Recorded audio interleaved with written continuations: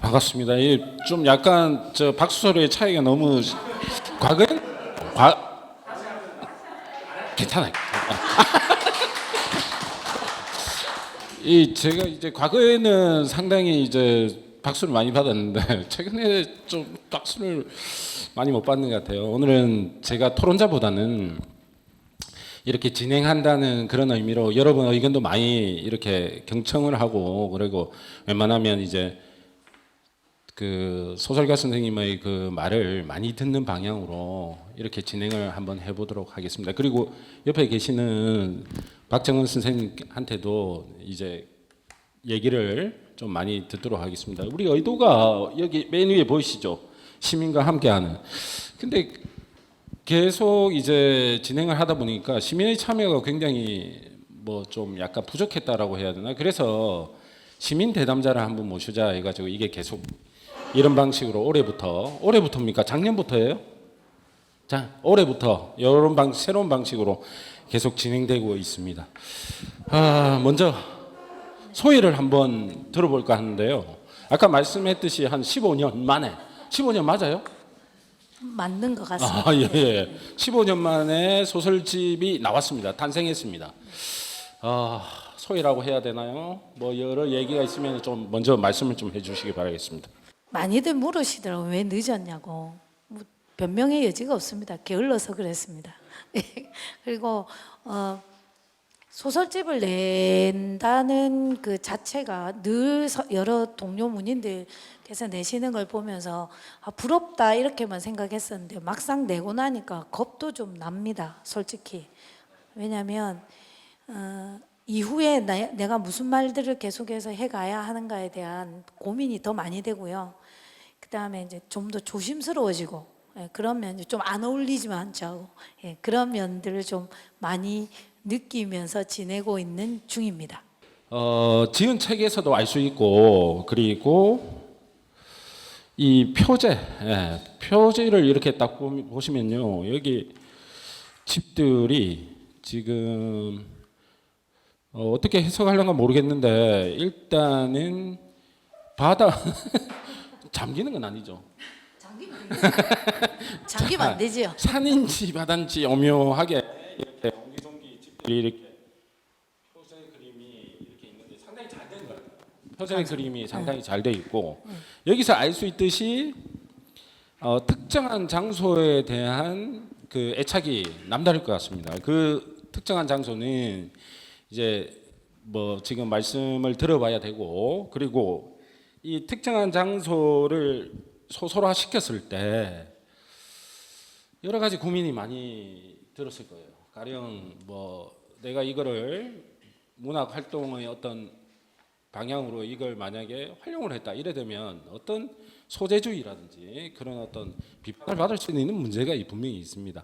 감천문화 마을에 대한 애정, 그리고 문화마을 맞나요? 정확한 명칭 맞나요? 감천문화마을 애정이랄까? 그리고 그 애정을 바탕으로 소설을 써봐야 되겠다라는 결정적인 어떤 계기가 있다면 말씀해 주시면 고맙겠습니다. 예, 사실 저는 그 결혼을 하자마자 바로 그 삼복도로에서 살았거든요. 저희 아이가 초등학교 6학년 될 때까지 삼복도로에 살았고, 그 다음에 이제 거기 보시면 작품 중에 보면 국유리 여기소서라든가, 그 다음에 오늘은 같은 작품은 사실은 제가 살았던 영주동 삼복도로가 배경이고요. 그 다음에 나머지 작품도 다 감천문화마을이 배경인데, 제가 감천문화마을 산책이라는 책 그 에세이집을 쓰기 위해서 취재를 한 40번 간 것 같아요. 그래서 거기에 계신 주민분들 대부분 대담을 통해서 정보를 조금 이제 찾고, 그냥 일반적인 그 장소, 그러니까 그 뭐라 그럽니까, 관광지로서의 장소가 아니라 그 지역 주민들이 생활하는 곳으로서의 어떤 감천문화마을을 취재를 하는 과정에서 제가 취재를 하면 할수록 내가 이곳을 배경으로 하는 작품을 꼭 좀 써야 되겠다는 생각을 좀 하게 됐습니다. 그게 계기가 돼서 연작처럼 이제 여러 편 발표를 하게 됐고요. 그것들을 따로 묶는 과정에서 삼복도로라는 공간, 저는 부산의 정체성이라고 나름 생각하고 있거든요. 그래서 그것들만 모아서 이렇게 작품집을 좀 내게 되게 된 계기가 그런 것들에서 이제 시작됐다고 할 수 있을 것 같습니다. 그래도 좀 이게 인상이 깊었다든지 아니면 좀 약간은 재밌게 읽었다든지 아니면은 혹은 또 선생님이 읽다가 약간 불편한 부분이 약간 있었다라고 하는 게 있으면은 말씀해 주시면 고맙겠습니다. 네, 방금 질문하신 거 차차 말씀을 드리기로 하고 우선 아까 그 작가님 마이크 딱 드시자마자 깜짝 놀랐던 게 제가 이제 차 타고 오면서 이 소설에 대해서 곰곰이 생각을 한 끝에 이 소설이 참 막걸리 같다는 생각을 했거든요. 술로 치자면은 왜냐하면 이게 이제 한 편 한 편에 다 그 삼복도로 마을의 사람들의 애환이 다 들어있고 그렇게 걸쭉하면서도 또 작가님은 또 글을 되게 털털하게 쓰셨더라고요. 제가 느끼기에 그래서 막걸리 같은 매력 있는 소설이다라고 생각이 들었는데 딱 앉으시자마자 날씨가 꿉꿉하고 막걸리가 생각나는 날이라고 말씀하셔가지고 나 깜짝 놀랐습니다. 어쨌든 이 소설이 그 뭐 시공간 자체가 그 삼복도로라는 딱 그 한정이 돼 있었기 때문에 되게 몰입도가 높았었고요. 그다음에 또 거기 뭐 다문화라든지 장애아 이런 얘기들이 뭐 상황은 다 다르지만 뭐 이웃의 얘기도 하고 또 딱 부산에 있는 사람들의 얘기다 보니까 더 이제 감정이입이 잘 됐던 것 같습니다. 그리고 읽다가 조금 질문을 해야 되겠다 싶은 거는 조금 이따가 다시 질문 드리도록 하겠습니다. 네. 알겠습니다. 많이 듣는 질문일 것 같아가지고 같이 연장선상에서 어떻게 생각하시는지 말씀해 주시면 고맙겠습니다. 이 투박함 보면은 굉장히 많은 분들이 뭐 서평이라든지 그런 부분에서 계속 투박하고 거칠다라고 이렇게 표현합니다. 이 투박성에 대해서 어떻게 생각하십니까? 만약에 그런 어떤 그 형용사 어구가 마음에 드십니까? 개인적으로 매끈해져 보고 싶은 적은 별로 없었습니다. 제가 살면서. 왜냐하면 글쎄요, 그러니까 제가 살아온 행보가 그래서 그랬는지 모르겠지만 물론 문장을 매끄럽고 편안하게 다듬고 하는 차원이 아니라 서사를 구성하는 데 있어서 기름통에 탁 빠졌다가 나온 것 같은 그런 어떤 매끄러움이라는 게 저는 좀 약간 너무 지나치게 인위적이라는 택도 아닌 고정관념이 좀 있는 것 같은데요. 그래서 저는 그 투박함이라는 표현이 저는 개인적으로는 그렇게 불편하거나 하지는 않습니다. 네, 저는 사실 이 소설을 맨 처음에 읽었을 때 그리고 두 번째 읽을 수밖에 없었던 이유 중에 하나는 여기에 이 8편이 이렇게 해가지고 분리된 게 아니라 8편이 이렇게 자세히 이렇게 들여다보면 중간중간에 뒤에 나오는 인물들이 다시 나타난다든지 아니면 또 겹치거나 아니면 그 이야기들이 계속 그 연장선상에 계속 있다는 만약에 그런 느낌을 많이 받았어요. 만약에 그렇게 연쇄적으로 인물의 어떤 관계들을 이렇게 표현해 낸다면 그것은 투박성을 뛰어넘었지 않느냐라는 개인적인 생각이 있어요. 물론 저도 이제 개인적으로 만나 뵙고 얘기를 나누다 보면은 그래요, 맞아요. 뭐 막걸리처럼 그래서 이제 이 소설집을 읽기 전에는 임혜숙 소설가의 소설이 굉장히 투박하고 거친 게 아닌가라는 그런 어떤 편견을 가지고 있었는데 사실은 그것은 진짜 한 번만 읽어본 사람들의 편견이다 이래 생각이 듭니다. 왜냐하면 이 책은 제가 앞서 얘기했듯이 한 번만 읽으면 안 돼요. 한 번만 읽어버리면 어떤 느낌이 드냐면 따로 노는 이야기들이 삼복도라는 그 매개체를 통해서 분리돼서 나타나는 이런 생각을 해버리거든요. 그리고 돌아서서 다 읽고 난 뒤에 돌아서서 그 인물들을 곰곰이 되새겨버리면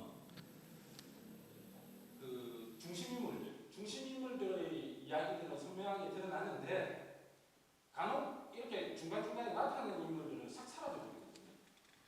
바로 그런 모습이 사실은 저 위에 있는 삼복도로라는 어떤 지명, 장소 그리고 아래에 있는 우리들의 삶, 그 삶이 분리되는 지점이 아닌가. 사실은 모든 관계들이 연속되어 있음에도 불구하고 우리는 특정한 곳에 장소에 산다는 이유 하나만으로 그 공간을 분리시켜는 그런 느낌이 많이 받았거든요. 만약에 이 생각이 인물들이 중간중간에 나타나는 그 인물들, 미자라든지 이모로 나타난다든지 아니면 중간중간에 또 여러 특히나 중심 인물은 안나가 되겠죠. 이 작품 전체에 본다면 그런 인물들을 핫도그로 물고 살아 나오는 그 장면들이라든지 이런 것들은 굉장히 연쇄적이고 굉장히 치밀하게 구성되어 있다. 그렇다면 철학성 벗어난 거 아니에요?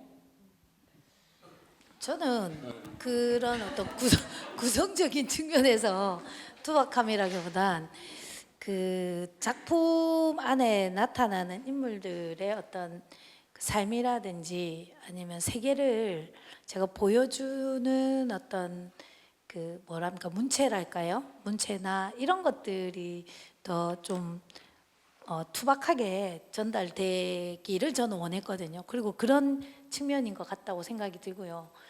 말씀하신 것처럼 나타났다 사라지는 인물들, 중심 인물을 두고 무슨 지나가는 뭐 행인 일처럼 지나가고 하는데 그게 저는 한 공간 안에서 벌어지는 일이라고 생각하거든요. 실제로 우리가 왜 그 뭡니까 한 동네 살면 어느 날은 저 302호가 비 있다가 어느 날은 405호가 저 밑으로 지나가 붙다가 뭐 이렇게 되잖아요. 그 저는 그 감천문화마을이나 그 공간에서 사람들의 삶이 그렇게 서로 인지하지 못하지만 깨닫지 못하지만 그렇게 스쳐가고 지나가고 하는 그 관계들로 형성돼 있다라는 걸 말하고 싶어서 제가 그렇게 네. 이제 구성한 부분이 있습니다. 네, 알겠습니다. 대단히 뛰어난 구성이라고 생각을 하고 있습니다, 개인적으로. 감사합니다. 예. 그 희미해지는 인물들이 두 번 읽었을 때 분명히 부각이 되고 같은 단편이 아니라 마치 연작 소설을 읽는 듯한 그런 느낌을 받는다는 것은 솔직히 그 모르겠습니다. 저도 소설을 많이 읽는 입장인데 그렇게 일종의 구성을 한다는 건 쉽지 않은 일이다라고 생각이 들고 그것은 어디서 나오는가를 곰곰이 따져본다면 아까 말씀하셨죠. 그 취재 끊임없이 발로 뛰는 취재를 통해서 그 지역에 가봤다는 거죠. 그런데 여기서 하나 묻지 않을 물어볼 수밖에 없는 게 하나가 있는데 148페이지 그들만의 리그에 외부자의 응시가 나타나고 있거든요. 그러니까 지금 제가 응시의 이 단편집을 읽고 그 응시라는 문제는 굉장히 중요한 문제라고 파악이 듭니다. 왜냐하면 시선이 아니라 응시를 하고 있다는 것은 누군가를 염두에 두고 있다는 말이 되거든요. 그러니까 누군가가 나를 바라보고 있다는 걸 감지하고 있습니다. 그 어떻게 표현되어 있냐면은 그들만의 리그의 148페이지에 제가 약간 긴데 빠르게 한번 읽어볼게요. 자, 골목을 누비던 관광객들은 시도 때도 없이 집안을 기웃거렸다. 젊은이들의 눈은 언제나 부담스러웠다. 태어난 순간부터 아파트에서 자란 젊은이들에게 감천동은 새롭고 신기한 곳일터였다. 그들은 감천동에 사는 사람을 호기심 어린 눈으로 바라봤고 이런 곳에 사람이 살고 있다며 놀라워했다. 그런가 하면 중년으로 접어든 사람들은 어린 날 추억을 기억하려 감천동을 찾았다. 지금 현재의 감천동에 대한 묘사죠. 그리고 외부인이 바라보는 감천동에 대한 응시는 이것이죠. 사실은. 그러면 이 부분을 작품 속에 이렇게 풀어내고 있다는 사실은 거부죠. 거부죠. 그리고 비판이죠. 그렇다면 외부자의 시선이 감천동에 들어갈 때의 그 어떤 태도 이런 것들을 책에서 검열하고 있는 거 아닙니까? 너무 오바 같은 얘기인지 모르겠습니다만 검열하고 이거는 있는 거 아니냐고요? 무의식적인 자의식 아니겠습니까? 이거는. 그 제가 취재를 하면서 제일 많이 들은 말이 뭐냐면 그 이제 주민들이 그 자기들이 들었을 때 가장 그 마음 기분이 나빴던 말이 어머 세상에 여도 사람이 산다야 이 말이라고 하더라고요. 그 우리 안다입니까? 그 올라가면 막 학고방 같고 막 진짜 문이 이게 출입문인가 싶은 문들도 있고 사람이 사나 싶어서 보면 비누곽이 놓여 있고 저는 비누곽에 참 많이 좀 자극을 받았거든요. 비누곽이 놓여 있고 뭐 세숫대에 물이 담겨 있다든가 이런 그 소소한 요소들로서 이제 살고 있다는 게 드러나는데 그런 드러남을 그렇게 그냥 입 밖으로 확 내보냈을 때 그곳에 살고 계신 분들이 받는 마음의 상태를 알지 못하고 그곳에 가는 태도는 비판받아야 되는 거 아닌가 하는 거죠. 네. 뭐 검열이라고 하면 네, 알겠습니다. 검열이 일종의 이것만 얘기하고 저 질문만 하십시오. 그 지금 동행 프로 같은 거 아시죠? 동행 그 KBS 1TV인가요? 동행 프로 있는데 그 우리는 안정된 자리에서 그들의 가난을 보고 있다는 거죠. 이 시선이죠. 그리고 이것은 흔히 얘기하는 뭐 수잔 선택이 늘 얘기합니다만은 타인의 고통을 우리가 어떤 자세로 타인의 고통을 봐야 하고 타인의 고통을 어떻게 공유할 것인가의 가장 큰 문제인 것 같기도 합니다. 만약에 이 작품집이 만약에 삼복도로라는 어떤 특정한 장소에서 가난한 사람들 그리고 그들이 살아내기가 사람들에게 이렇게 읽혀진다면 자칫해서는 이것이 우리는 이 사람들보다 좀 그래도 좀 낫잖아라는 안정된 위치로 우리는 빠져버리고 이들의 가난에 우리는 연루되지 못한다. 그러면서 우리들의 알리바이를 끊임없이 만들어내기도 하지 않을까. 이 질문은 맨 마지막에 드리려고 했거든요. 약간 좀 그런 질문일 것 같아서. 하지만 이걸 먼저 풀어서 이 안의 내용들을 함께 얘기해보는 것도 괜찮겠다 싶어서 말씀드리는 겁니다. 네. 결국은 뭐 가난이 상품화되는 거 아니냐는 얘기신데요. 제가 그런 우려를 저희 남편이 가장 많이 했습니다. 가장 많이 했는데 저는 솔직히 말씀드리면 그게 가난파리가 되려면 그 인물들의 입을 통해서라기보다는 어떤 아까 말씀하신 외부의 시선들로 작품이 구성되었을 때는 그 개념이 성립될 수 있다고 봐요. 하지만 제가 이 작품을 그러니까 구상하고 쓰게 됐을 때는 그들이 자기 이야기를 하게 하고 싶었거든요. 예, 그러니까 본질은 바깥에서 들여다보는 것이 아니라 안에서 바깥으로 말하게 하고 싶었던 것이기 때문에 그 축의 위치에 따라서 그 이해는 달라지는 게 아닐까 저는 그렇게 생각합니다. 놀랍습니다. 네, 그렇게 생각해서 썼습니다. 예. 방금 이제 좀 심각한 얘기가 있었기 때문에 저 역시도 이제 삼복도로 애들 어렸을 때 이제 그 관광차 갔었고 막 그런 것들을 책 읽으면서 떠올렸었거든요. 그래서 그렇고 저는 이제 조금 편안한 분위기로 돌아와서 아까 이제 그 털털한 글쓰기에 대해서 얘기를 하시고 네. 그다음에 제가 이 책을 읽었을 때는 그런 면도 있지만 뭐 중간에 욕도 나오고 미소도 예. 나오고 하는 것들이 되게 이제 친근한 느낌이 있었고 그다음에 그 외에는 그 이면에는 아주 또 그 가슴 아픈 장면에서는 되게 서정적으로 또 쓰셨더라고요. 길지는 않지만 아까 한 편 읽으셨으니까 저도 한 편 읽어도 되겠죠. 제가 독자 입장에서 읽으면서 조금 찡하기도 하고 이 부분은 참 그 심각한 얘기인데 서정적으로 그리셨다라고 생각이 돼서 한번 읽고 싶은 부분이 있는데 그 부분은 124쪽이거든요. 124쪽에 그 쓸모 있다는 것에서 그 엄마가 돌아가시고 나서 이제 핫도그 가게를 정리하는 그 대목이에요. 핫도그 가게 안의 집기들을 정리하다 말고 창을 향해 앉았다. 작은 창으로 감천항이 내려다 보였다. 지난 8년 동안 엄마는 저 창을 몇 번이나 봤을까. 언제나 창을 등진 채 기름통에서 핫도그를 튀긴 엄마가 저곳에 창이 있다는 것을 알기는 했을까?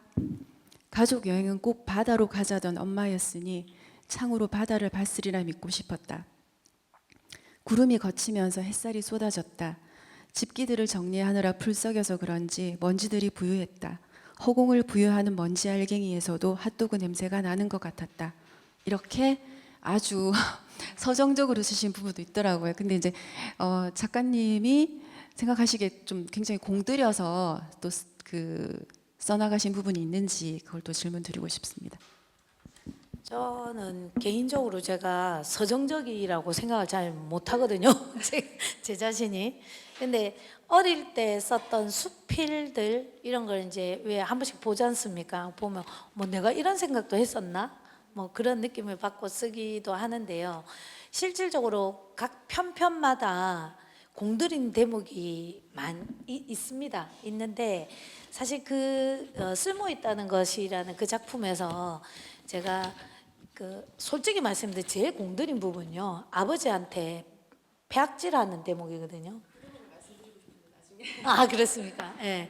그 아빠가 라면 먹고 있는데 왜 막 팍 치고 지나가고 막 이제 그 엄마 그 장례식장에서 막 아빠한테 막 그렇게 하는 그 대목을 제가 사실은 좀 잘 쓰고 싶었어요. 더 폐악질하는 걸로 쓰고 싶을 정도로 예, 그렇게 쓰고 싶었는데 그 본질은 뭐냐면 가난의 근원에 있는 어떤 본질 아버지잖아요.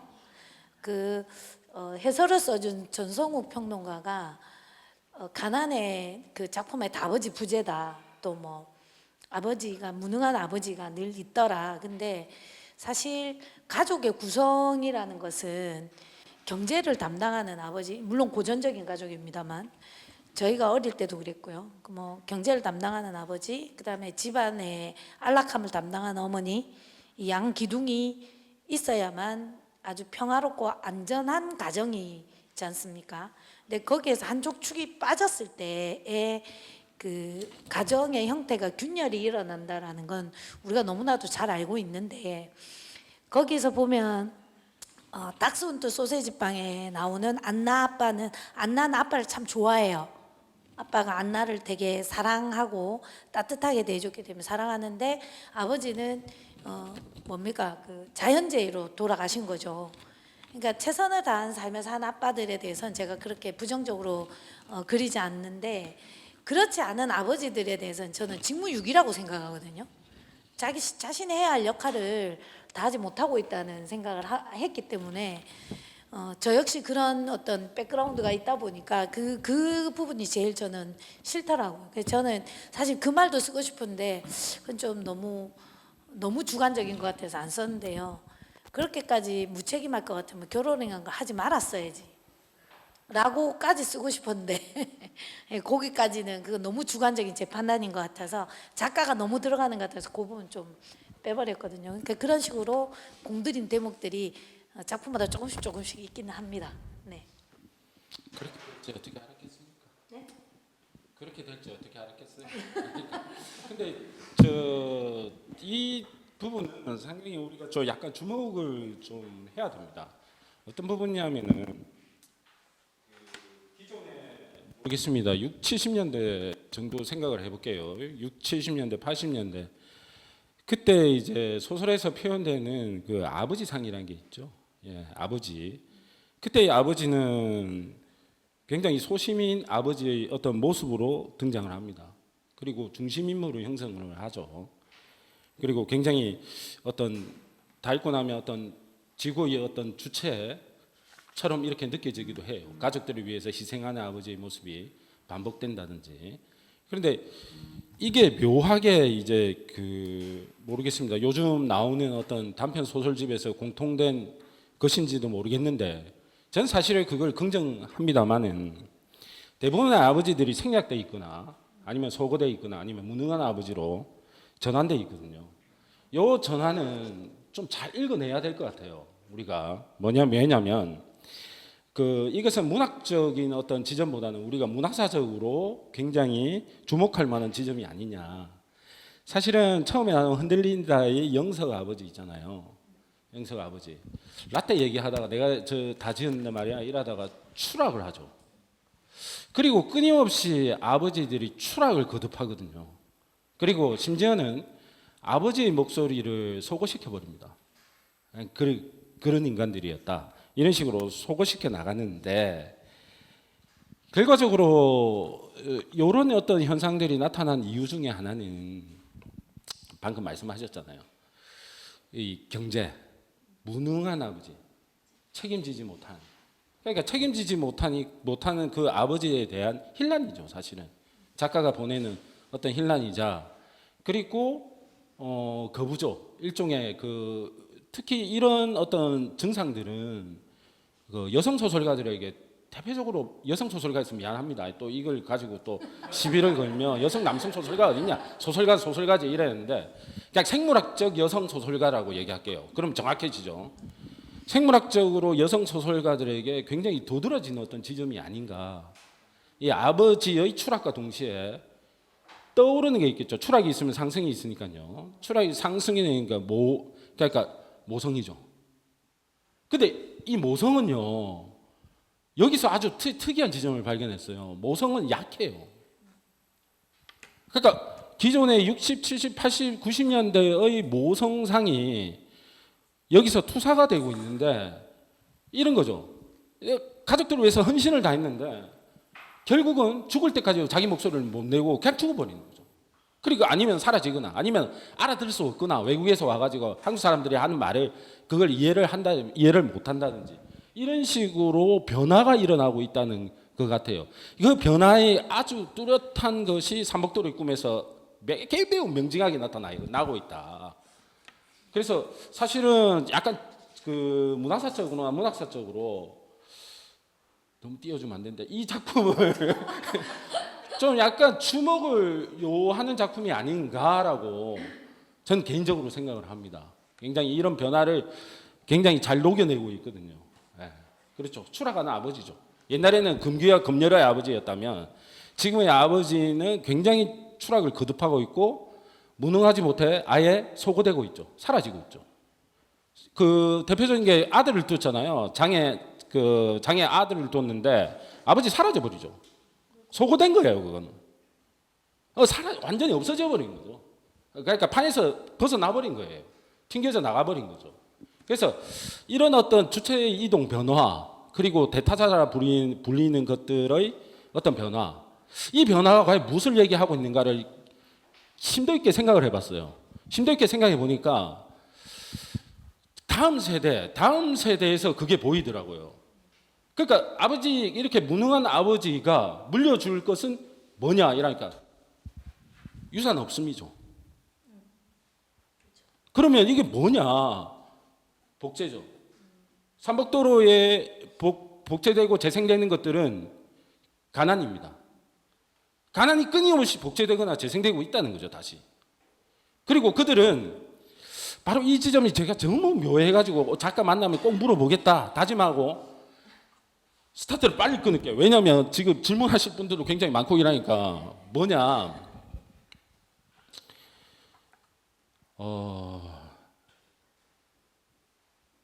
그들의 삶이 있잖아요. 그들의 삶이 그 보통은 완결된 형식으로 결론을 짓잖아요.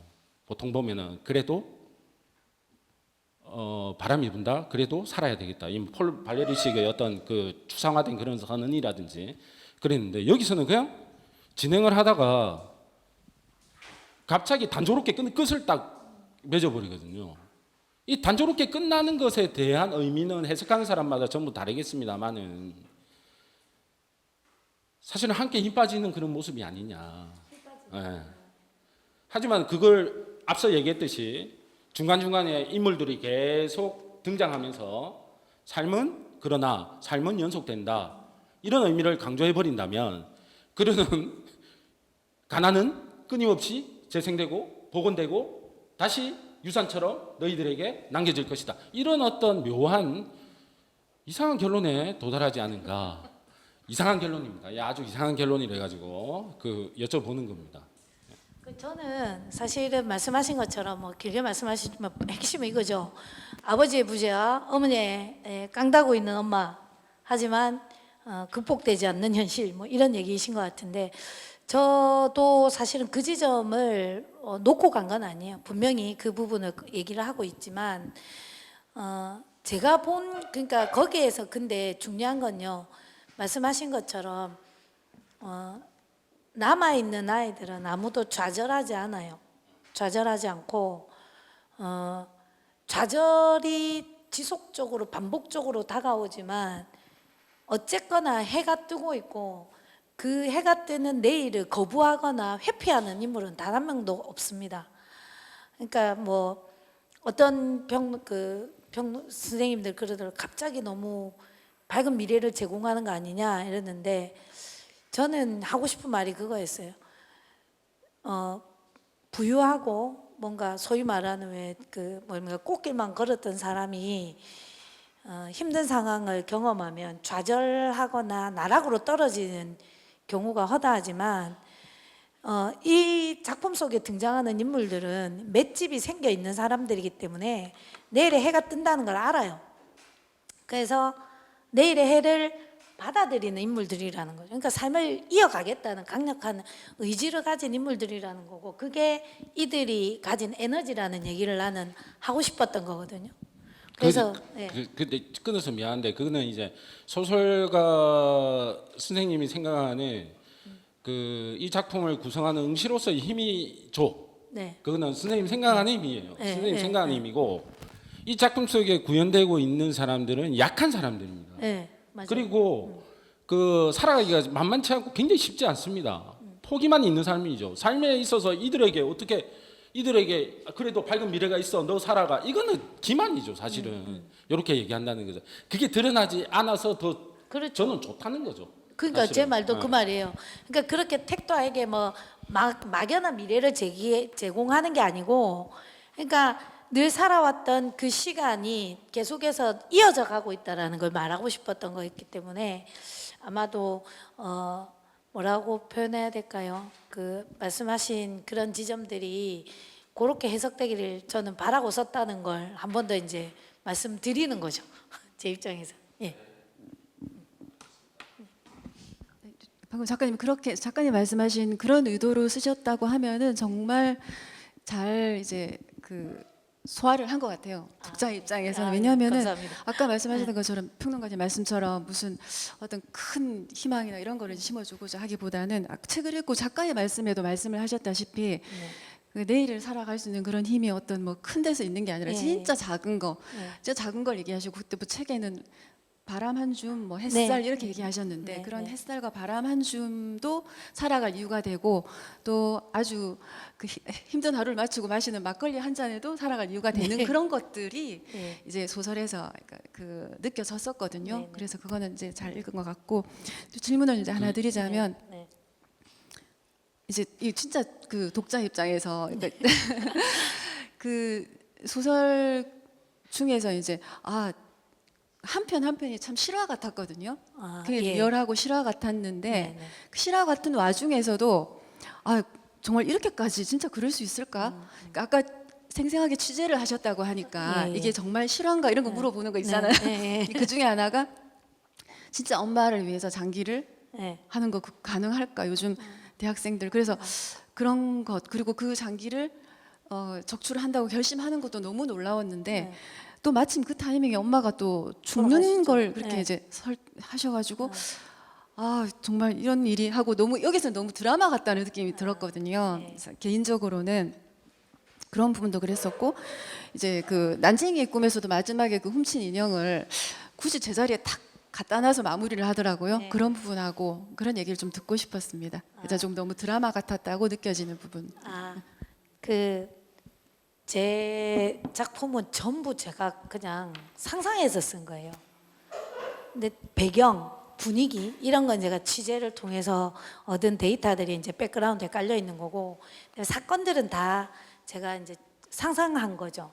예를 들어서 뭐 난쟁이의 꿈 같은 경우는 정말 독일 마을에 가족 여행을 갔다가 그 정원에 이렇게 있는 난장이 인형을 이렇게 가든에 전시를 해놨더라고, 진열을. 그래서 우리 아들하고 이제 기념사진을 이렇게 찍었는데 정말 테라스 창문이 탁 열리더니 백발의 할머니가 쪽을 진 이렇게 할머니가 나와가지고 시끄러워서 못 살겠다 뭐 이러는 거예요. 그래서 우리 큰 사고 친 것 같아. 죄송합니다 이랬더니 멋이 하루가 말다고 관광객들이 와가지고 하면서 신경질 있는데 문을 탁 닫더라고요. 그래서 오면서 도대체 저 예쁜 마을에 사는 하면 왜 저럴까 이러면서 자료 조사에 들어간 거죠. 자료 조사에 들어갔더니 실제로 뭡니까 남해 군에서 군수가 파독 간호사분들에게 이제 할머니들 여기 와서 여생을 보내라고 자기들이 만들어 주겠다 이래갖고 뭐 인터뷰하고 취재한 이런 거 막 나오더라고요. 그걸 보면서 제가 그 내용을 가지고 이제 이렇게 서사를 이어가면서 야, 이 이야기를 이렇게까지 쓰면 다음에 군수한테 전화 못 잖아.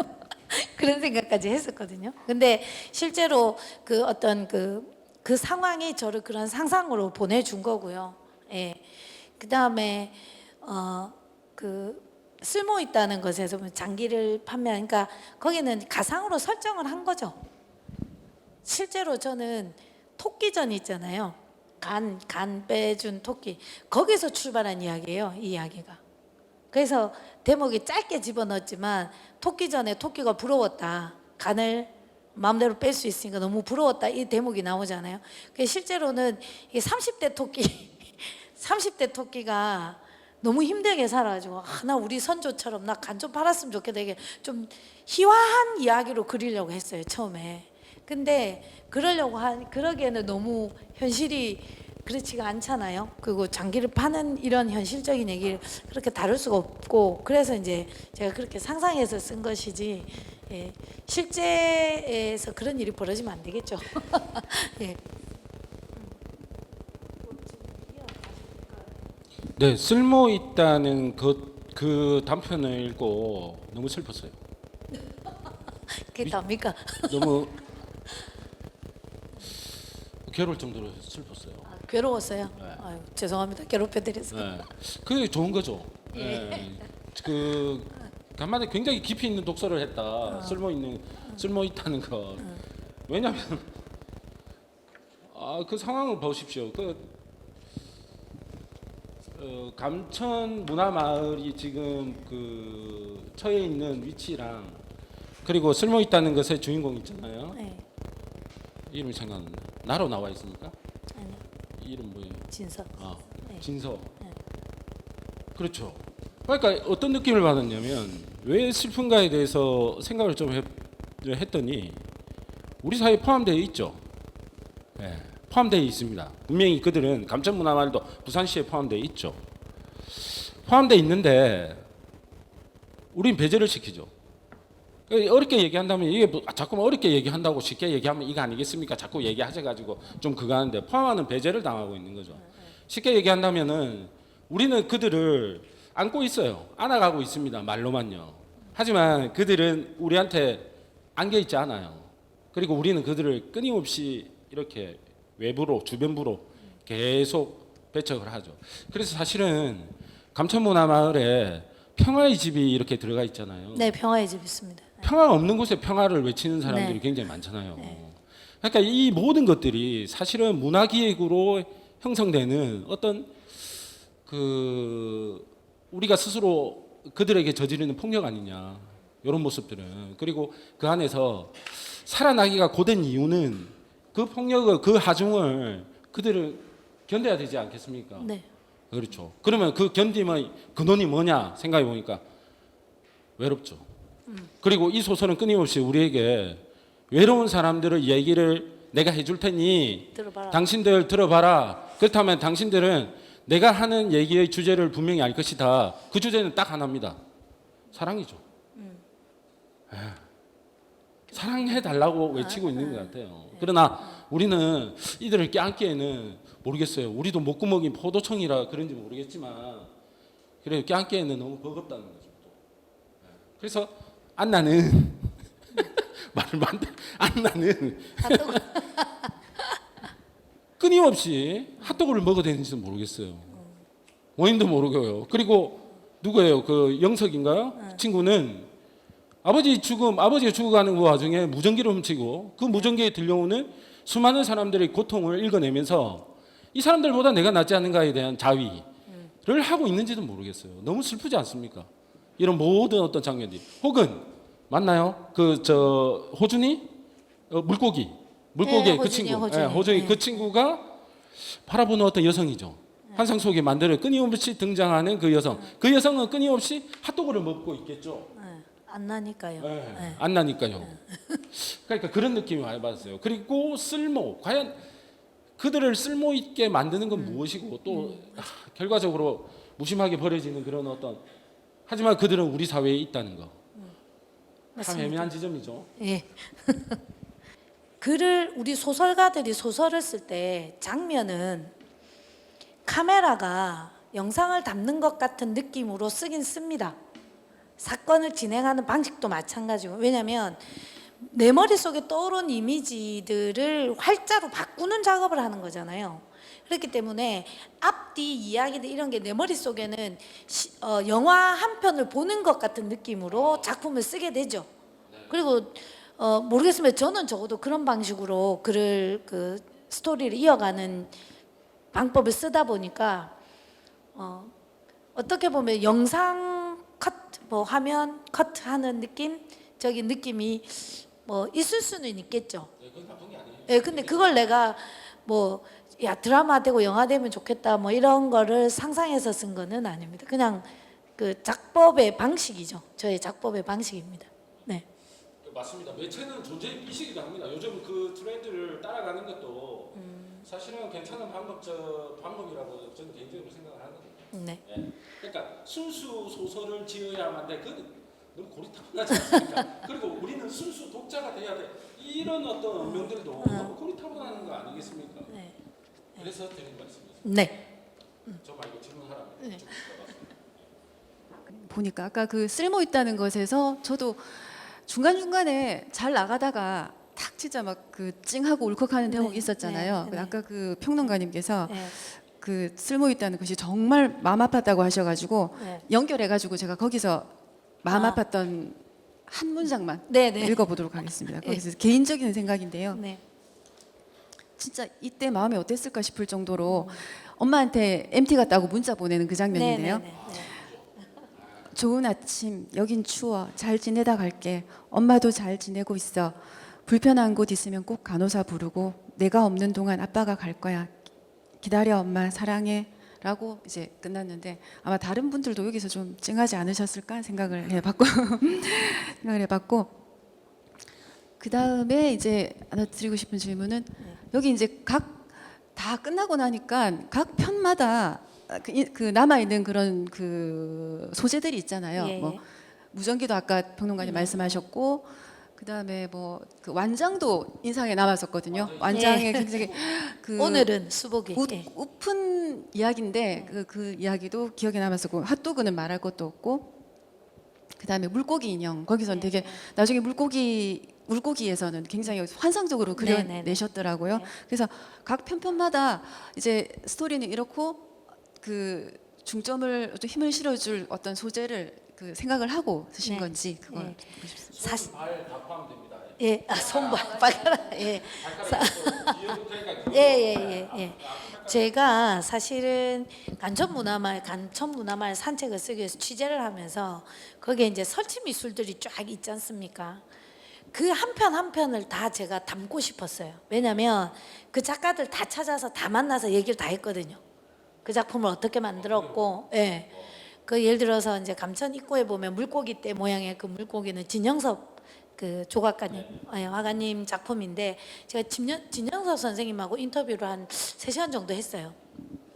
궁금한 걸 많이 여쭤보고 이렇게 했는데 그런 작업을 딱 하면서 내가 이게 그냥 만들어진 작품이 아니더라고요. 미술 작품이. 그래서 나의 이야기와 내가 만든 이야기와 이 작품들이 연결되는 게 있었으면 좋겠다고 해서 평화의 집도 그렇게 해서 제가 집어넣은 거고요. 그다음 물고기도 그런 맥락에서 집어넣은 거고요. 그다음에 뭡니까 이제 안나의 발가락은 제가 사실은 제 등단작이 코시안 얘기지 않습니까? 지금은 이제 우리 결혼 이주 이런 분들도 이제 우리가 받아들이고 있으니까 그렇지만 제가 처음 그 작품을 구상할 때만 해도 약간의 계급적으로 이렇게 나눠져 있거나 아니면 잘 모르는 형태로 받아들여지고 이랬었거든요. 저희 이 아이가 핫도그를 먹는 이유는 뭐냐면요. 어디서나 혼자 먹어도 전혀 이상하지 않는 음식이에요. 핫도그가. 그죠? 네. 다른 거는 뭐 밥그릇 들고 길 가다가 먹을 수는 없잖아요. 컵라면을 우리가 먹어도 편의점에 앉아서 먹지 맞습니다. 예. 사발 들고 다니면서 먹진 않거든요. 그런 것 같네요. 핫도그는 들고 어디를 가면서 먹든 내가 혼자 먹든 여러 명이 먹든 전혀 이상하지 않은 음식이 핫도그인 거예요. 그래서 제가 핫도그를 선택을 한 거거든요. 안나의 그 발가락은 사실은 배제당하는 이유인 거죠. 그러니까 친구들로부터 왕따당하는 이유거든요. 왕따당하는 이유가 발가락인 것이 그게 그냥 발가락이어서가 아니라 이 친구의 엄마가 결혼 이주민이기 때문인 거예요. 그러니까 사회적으로 지금 우리 사회에서 그게 이제 큰 문제가 안 되죠. 워낙 많이 이제 계시고 또 한민족주의 교육을 안 시키고 이러니까 이제 좀 많이 완화가 됐지만 제가 처음에 그 작품을 구상하고 할 때만 해도 사실은 그런 어떤 터부가 많이 있던 때였기 때문에 외국인 그러니까 우리보다 못 사는 나라에서 이주해 온 이주민들에 대한 어떤 차별을 상징적으로 나타내고 싶어서 제가 이제 발가락도 사용하게 됐고 그런 식으로 된 거고요. 또 하나는 난쟁이의 꿈에 안나가 성장하면 닥스훈트 소세지 빵의 안나일 거라고 생각하고 쓴 겁니다. 네. 그 제 등단작에 안나가 중학생이냐 초경을 하게 되는 중학생인데 이 친구가 자기가 상상했던 아우자이가 아니어서 막 친구들 앞에서 울고 막 이렇게 하잖아요. 그 아이가 자랐을 때는 어떨까 생각해 봤거든요. 그래서 쓰게 된 게 닥스훈트 소세지 빵이고 그러니까 안나의 성장 일기처럼 제가 그렇게 쓰게 되면서 소재들을 그런 식으로 좀 가져다 쓰게 된 부분이 있습니다. 꽃무늬 장화가 이렇게 안나에게 엄마가 물어보죠. 그 왜 들고 왔냐 이러니까 네, 장화. 그냥. 그냥이라고 하죠. 왜냐하면 정말 제가 봤거든요. 그게 너무 강렬하게 인상이 남은 게 제가 그 감천문화마을 취재할 때가 이게 봄이요 3월부터 시작을 했어요. 그래서 이제 벚꽃이 폈는데 지금은 거기를 이렇게 벚나무가 있는 휴식처처럼 그렇죠. 이 벤치를 이렇게 만들어 놨더라고요. 근데 제가 처음 취재 갈 때만 해도 거기가 그냥 버려진 데였어요. 그 옹벽이 이렇게 무너져 있고 벚나무가 벚꽃이 펴져 있는데 거기 밑에 정말로 빨간 이 장화가 딱 놓여 있는데 꽃잎을 잔뜩 뒤집어 쓰고 비를 맞고 놓여 있더라고요. 와 인상적이다. 네, 그래서 내가 여기 그러고 보니 장화가 많다. 제가 장거리 운전하면서 고속도로에 떨어진 장화도 난 여러 번 봤거든요. 이 장화가 뭘까? 그 장화가 사실은 힘든 육체 노동을 상징하는 신발이잖아요. 그러니까 그 감천마을에 왜 장화가 많냐고 그 남자가 얘기를 하잖아요. 그 자기가 알았다고 말하거든요. 그가 여기 냉동 공장이 많더라. 거기 물이 많은 곳에서 일하는 분들이 맞죠, 장화를 신는 거다. 그러니까 생활에 정말 필요한 도구죠. 그러니까 안나는 왜 가져왔냐? 짝이 없는 장화를 왜 가져왔냐? 이제 버리기 싫은 거죠. 네, 그냥 갖고 오는 이유는 버리기 싫은 거예요. 그 아까 평론가님 굉장히 마무리 말씀 되게 좋았는데 그 어쨌든 소설을 읽는 독자가 소설을 읽을 때 소설이 가지는 수많은 매력 중에 또 하나가 옛날 생각을 하게 하고 또 기억을 떠올리게 하고 추억을 떠올리게 하는 건데 여기서는 사실 그런 게 없을 것 같지만 그래도 저는 그 그들만의 리그에서 그 세신사 나오는 장면 있잖아요. 그러면서 예전에 그래서 어쨌든 그 목욕탕 가서 세신사 네. 뭐 그 경험 도다고 오이 붙였던 기억도 나고 기억도 나고. 그런데 이 소설을 읽어보니까 그 와중에 손님 한 명을 이제 그 정치하기 위해서 막 머리끄댕이 잡는 그런 그 이면을도 쓰시고 이래가지고 제가 이제 어쨌든 그런 것도 있었구나 그때 일을 떠올리기도 하고 하여튼 옛날을 떠올리는 일이 있었는데 또 하나 또 떠올랐던 것은 그 다문화 가정 아까 그 이주 여성 얘기하면서 그게 사실 진짜 차별이 굉장히 심했었는데 예전에 그 제가 취재를 하다가 이주 여성들을 모아서 그 산모 도우미 교육을 열심히 시켜가지고 이제 일자리를 찾아주는 그런 프로그램이 있었거든요. 그렇게 해서 다 준비가 되고 한참 동안 너무너무 성심성의껏 준비를 다 했는데 이제 일자리를 내보내려고 하는 그 이제 맡은 그 단장님이 이제 파견을 나가고 이제 일거리를 만들어줘야 되는데 그 산모들이 외국 여성의 도우미를 원치 않는다. 부산이에요. 그리고 이제 나는 한국 여성 그 도우미한테 받겠다.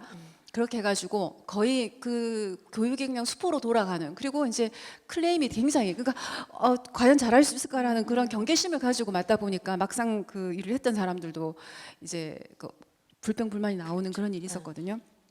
그래서 그 제가 82쪽에 안나가 했던 그 말 중에 그런 얘기가 나오더라고. 베트남 엄마가 향기가 사라져 가는 동안 엄마는 엄마가 되고 아줌마가 되었다. 하지만 진짜 한국 아줌마가 될 수 없는 엄마의 여린 어깨가 숨소리와 함께 규칙적으로 들썩였다. 엄마의 숨소리와 함께 어깨의 들썩임을 헤아리는 동안 날이 밝았다. 이거 읽으면서 그때 생각이 또 났었어요. 그런 기억이 났었고, 어쨌든 기억을 떠올리고 이제 추억을 떠올리고, 근데 결론적으로는 그 아까 평론가님도 마무리해 주신 말씀처럼 이제 그들이 살아나가는데, 또 이게 그들만의 리그에서는 나중에 치매 엄마를 업고 이제 가잖아요.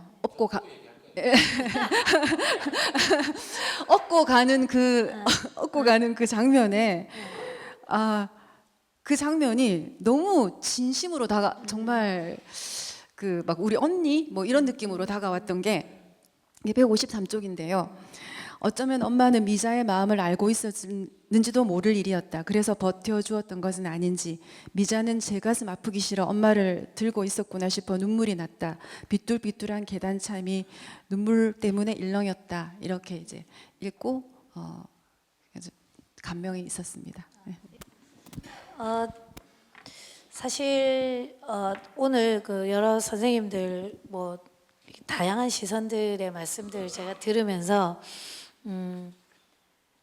그냥 무턱대고 가난을 얘기하는 사람이 아니라는 말씀을 드릴 수 있는 기회가 주어진 것 같아요. 저는 좀 감사했고요. 그 다음에 앞으로 저는 아마 뭐 늙어 죽을 때까지 글을 쓰지 않겠습니까? 왜냐하면 지금 작품집 내고 중간에 12월 달에 단편을 하나 쓰고 지금까지 지금 딴짓하고 있거든요. 글을 안 쓰고. 구성을 해놓은 단편이 있었어요. 1월 달에 제가 새로 쓰고 싶은 거 하나 구성을 하고 기획을 다 해놨는데, 얘를 지금 안 보고 자꾸 이제 다른 일을 하고 있는데 계속 소설이 쓰고 싶은 거예요. 지금 뭐 다른 글들 뭐 써달라고 뭐 이런 것 때문에 소설을 못 쓰고 다른 짓을 하니까 자꾸 소설이 쓰고 싶은 거예요. 그러면서 내가 참 좋아하는구나, 이거를 즐거워하고 좋아하는구나. 나는 내가 좋아하는 일을 찾아서 지금까지 하고 있을 수 있다는 게 참 행운이었구나, 이런 생각도 많이 하게 됩니다. 그러니까 앞으로도 글을 쓰면서 바깥의 눈이 아니라 안의 눈으로 봐야겠다는 생각 다시 한 번 더 하게 되고요. 오늘 정말 열심히 많이 읽어주신 것 같아요. 너무 감사드리며 저는 제가 생각도 못했던 지점들을 말씀 많이 해주셔서 제가 오늘 정말 또 많이 배우고 또 많이 좀 겸손한 생각들을 좀 하게 됐습니다. 예, 정말 감사합니다. 오늘 와주셔서 정말 고맙습니다.